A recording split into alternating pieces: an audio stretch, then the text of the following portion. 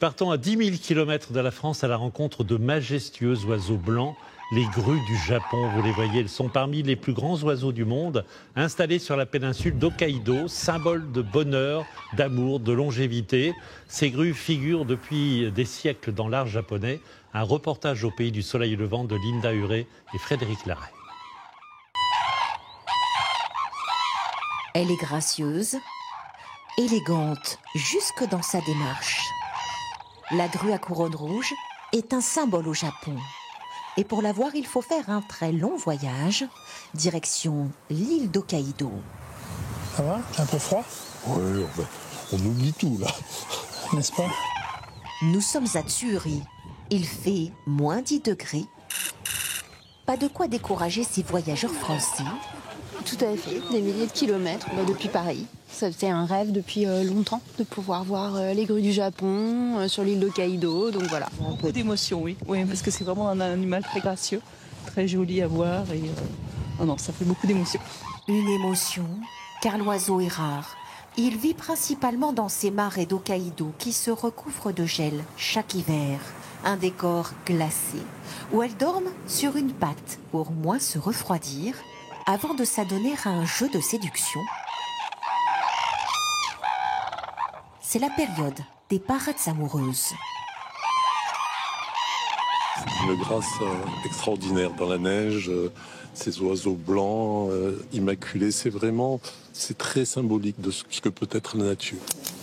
Osama, guide de ce parc, observe chaque jour ses comportements amoureux. Des sauts les ailes déployées pour trouver un partenaire, mais aussi pour entretenir leur couple, car les grues sont monogames toute leur vie. Les mâles font les premiers chants, koko, et les femelles répondent, ka, en fermant leur bec. Les mouvements de tête nous permettent de reconnaître leur sexe. Ici, par exemple, c'est la femelle qui avance vers le mâle. Si ces oiseaux se regroupent dans ce chant, c'est qu'ils y sont nourris. Une tradition dans la région, où les locaux ont décidé de sauver les grues. Cela a commencé il y a 70 ans, quelques dizaines de kilomètres plus loin. Miyuki travaille dans ce qui est aujourd'hui un sanctuaire. Ici, au siècle dernier, un agriculteur a décidé de nourrir les grues, menacées de disparition. Grâce à cela, les grues ont été sauvées. Il nous a appris à protéger ces oiseaux sauvages et c'est sincèrement grâce à lui que l'on peut les admirer aujourd'hui. Une vie en communion avec les grues.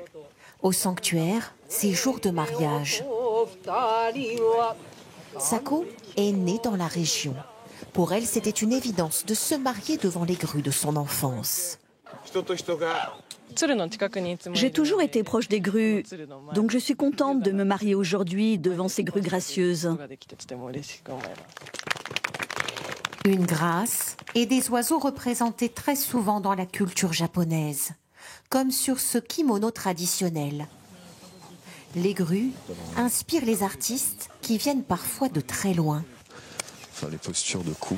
Georges, dessinateur français, va lui passer la journée dans le sanctuaire à croquer ces oiseaux. C'est un animal emblématique qu'on voit dans les estampes. À chaque fois que je prends les jumelles, que je vais passer du temps à les observer, il va y avoir des sensations qu'on peut avoir, des émotions. Des émotions partagées. La grue qui a été sauvée à Hokkaido est non seulement le plus grand oiseau du pays, mais aussi un symbole d'amour, de longévité et de chance au Japon.